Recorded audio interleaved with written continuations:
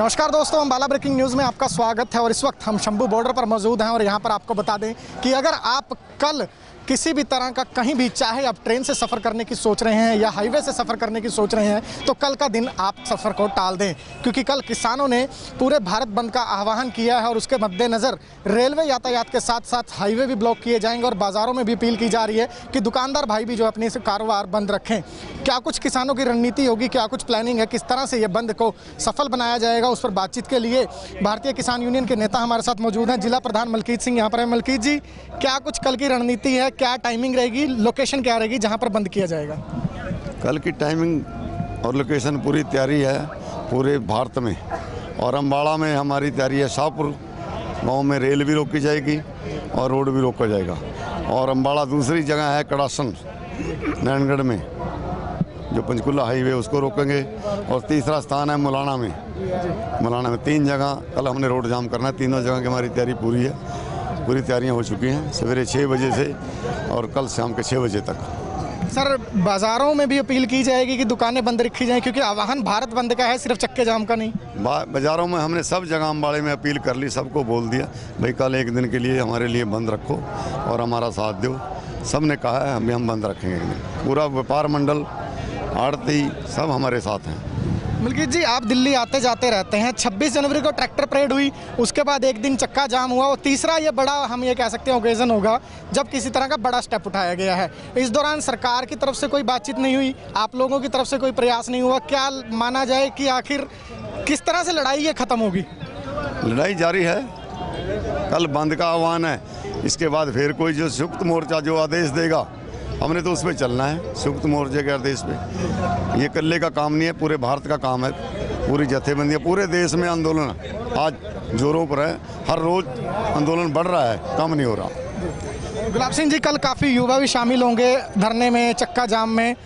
किस तरह से व्यवस्था बनाकर रखी जाएगी कि हालात ना बिगड़े, क्योंकि पहले भी हुड़दंग की खबरें सामने आती रहती हैं, आंदोलन बदनाम होता रहता है। कल किस तरह से ध्यान रखा जाएगा? आपकी बात के लिए सहमत नहीं हूँ। जब पिछली बार हमने यहाँ शंभू में चक्का जाम किया था, हमारे हरियाणा के मुख्यमंत्री ने उस चक्का जाम की भी तारीफ की थी। अब आप पता नहीं कैसे कहते हैं, हड़दंग होता है। सिर्फ अम्बाड़ा की बात नहीं कर रहे, कई जगह से रिपोर्ट हमें अम्बाड़े की बात कर रहे हैं। हम अम्बाड़े में ना हड़दंग हुआ, ना होगा, ना होने देंगे। तो अम्बाड़े के लोग बहुत ही शांतिप्रिय हैं और बहुत बहादुर हैं। जो आज आंदोलन है सारे देश में चल रहा है, अम्बाड़ा इसमें अग्रणी है। वो इसीलिए है कि अनुशासन में रहकर आंदोलन करना ये जानते हैं। अपील रहेगी युवाओं से। 18 सितंबर की क्रांति जिसने देश को आज़ाद कराया था, उसमें भी अम्बाड़ा का सबसे बड़ा योगदान था। तो ये आर्थिक आज़ादी की क्रांति है, इसमें भी अम्बाड़ा का योगदान सबसे ज़्यादा है। तो हम अम्बाड़ा के लोग बहुत ही शांतिप्रिय हैं और बहुत ही हौसले वाले भी हैं। ये नहीं शांतिप्रिय हैं, कुर्बानी देना भी जानते हैं। तो इस आंदोलन के लिए हम, हमारे से जो भी बनेगा हम करने के लिए तैयार हैं। तब तक ये काले कानून वापस नहीं होते, हम अपना आंदोलन ऐसे ही जारी रखेंगे। जी, पिछली बार आपने चक्का जाम किया था, आपने लोगों से माफ़ी मांगी थी। इस बार क्या अपील रहेगी लोगों से? देखो जी, ये जो लड़ाई लड़ी है हम लोगों की रही, हम फिर भी उनसे माफ़ी मांगते हैं। ये जो आंदोलन है अब, ये किसान का आंदोलन ना रहकर जन आंदोलन बन चुका है। ये जो लड़ाई है अब किसान की लड़ाई कम रह गई है, आम पब्लिक की लड़ाई है। यही कारण है, सरकार सोचती थी कि जो ये आंदोलन लंबा चलेगा कमज़ोर होता चलेगा, लेकिन it is totally vice versa. ये उसके विपरीत हो रहा है।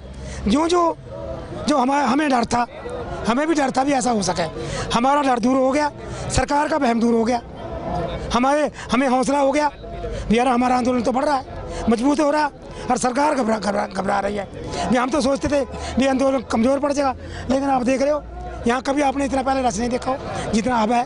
तो ये हम जनता की लड़ाई लड़ रहे हैं। हर एक उस घर की लड़ाई है जिस घर में चूल्हा जलता है, चाहे अमीर है चाहे गरीब है।